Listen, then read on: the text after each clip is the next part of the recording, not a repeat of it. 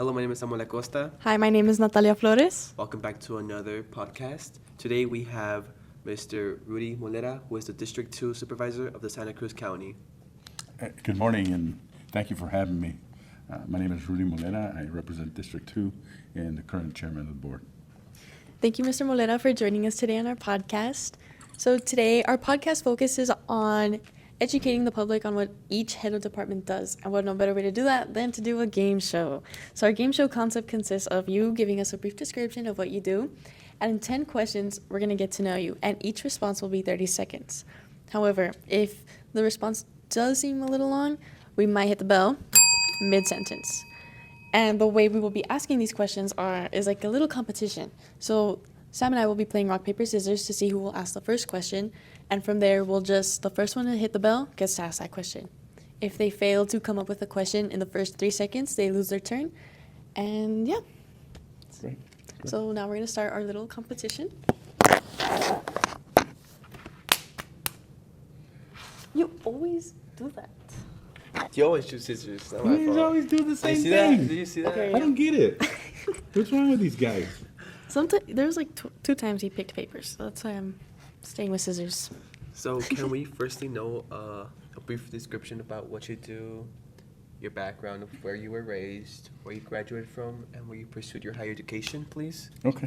As a county supervisor, we oversee budgets and make decisions for the whole county. As a board, we meet twice a month and make decisions for the whole county.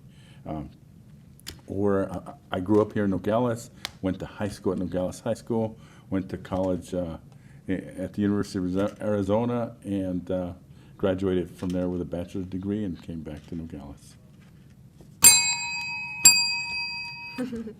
What kind of experiences got you this role of supervisor? A lot of life experiences, coaching experiences, having to deal with people as a counselor really helped me because a lot of times you get put in situations where it's very stressful and you have to make decisions right then and there. And I think those experiences really helped me out. Would you say that your bachelor's degree in which you acquired, can you specify that, had an impact on your role right now as a supervisor? Oh, absolutely. Education, any kind of education really helps you because you develop a discipline. And part of that discipline is really, in this job, you have to read through a lot of information, and it's gotta, you got to make decisions according to that. So, it really prepared me for this position. Can we know some challenges that we have been facing as a county? Oh, Recently? we've had quite a few challenges lately in the last couple years. Initially, when I started, Chula Vista Bridge was the first challenge, and then just recently, our county assessor got in some kind of trouble as well, and then another elected official, our treasurer, got in a lot of trouble. She took almost $39 million, and that was a major issue we're still dealing with. We closed one chapter just recently and are still working on others right now.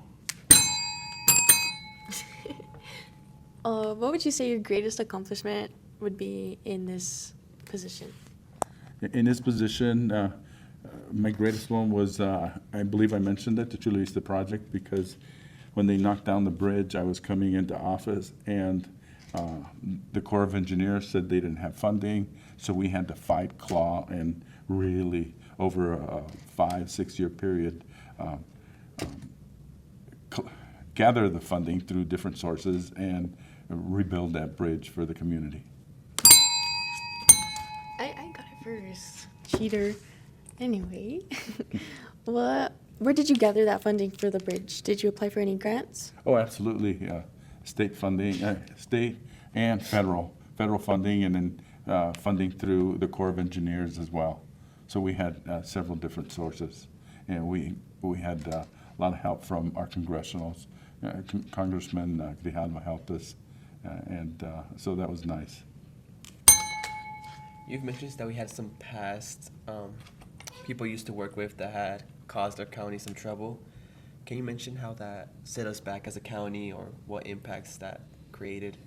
Oh, absolutely. What happens is you get a blemish. People look at the county and they say, "Oh, wow, the county is this," and you have to really work hard to establish a good environment, a positive environment, and a transparent environment, so people and earn that trust again from people.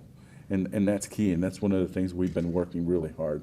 And I really credit staff because they've done a great job, and my two colleagues, Supervisor Davis and Supervisor Fanning. I point to you guys because that's where they sit.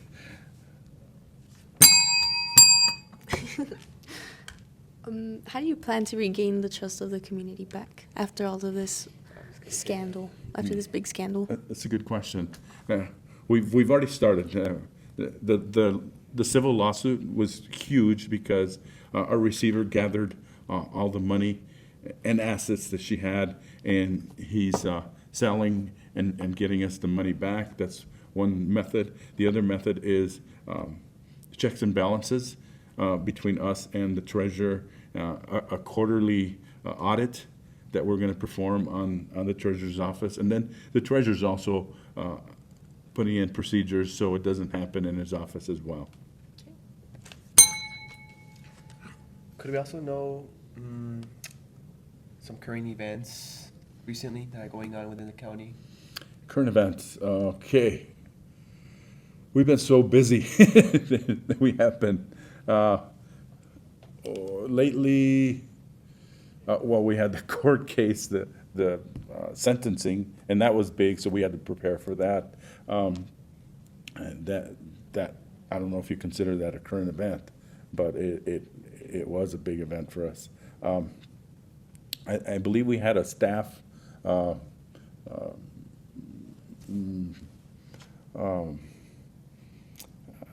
back in March. We have an employee appreciation gathering, and we have raffle prizes and do all kinds of stuff, and that's a big event we look forward to. Working around the community and trying to make it better, do you also collaborate with the city of Nogales? Oh, absolutely. It's been challenging over the years, but I personally feel, well, I have a real good relationship with the mayor where we can call each other and go back and forth.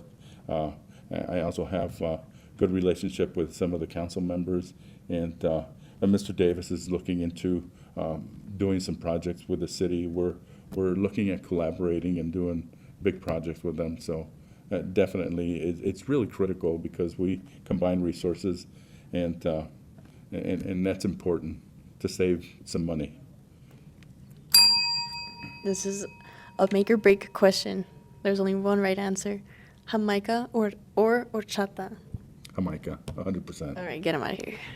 I'm just kidding. Actually, a personally Pink like Panther. both. Jamaica and lemonade. Oh. I've never heard of that. I didn't know it was called a Pink Panther. Yes. That sounds good. You learned something today. Where's the question you were gonna say about where he gets his luscious hair from? Oh yeah, what hairstylist do you go to get those luscious locks? I worked really hard. I actually flew to Jamaica and fly there once a year and work on my dreadlocks. And it takes me hours to work on this, as a matter of fact. I see the braids. I see them. I see the braids. Can you shake them? Yeah. Okay. Believe it or not, I did have long curly hair when I did have hair. Like Pitbull. Uh-oh. What does that mean for me? Thank you so much, Mr. Molera, for joining us today. Do you have any questions for Sam and I? And if you do, please ring that bell in the middle. Okay. What are your plans for the future? It's not valid unless you ring it first. There you go. That works out Okay, better. Natalia, what are your plans for the future? My plans in the future are to study liberal arts and communications and to hopefully pursue that degree and work as a reporter. Don't know where yet, but a Awesome. reporter. Sam? So, in the early fall, on August, I will be attending Northern Arizona University to pursue my bachelor's in biomedical sciences and minor in Spanish, as I want a career in dermatology. But there's also different occupations for that major that could lead me to a different perspective that I choose. But I'm more going towards dermatology since I have an experience with it. and depending how I do on my university years, I'm hoping into getting an Ivy League school for my graduation, for Good. my grad school, Good. to gain my Higher education. my PhD or my master's. Good. Thank you. Thank you so much. Thank you so much. And for this being here. concludes another episode of Gov 101. Stay tuned for our next one.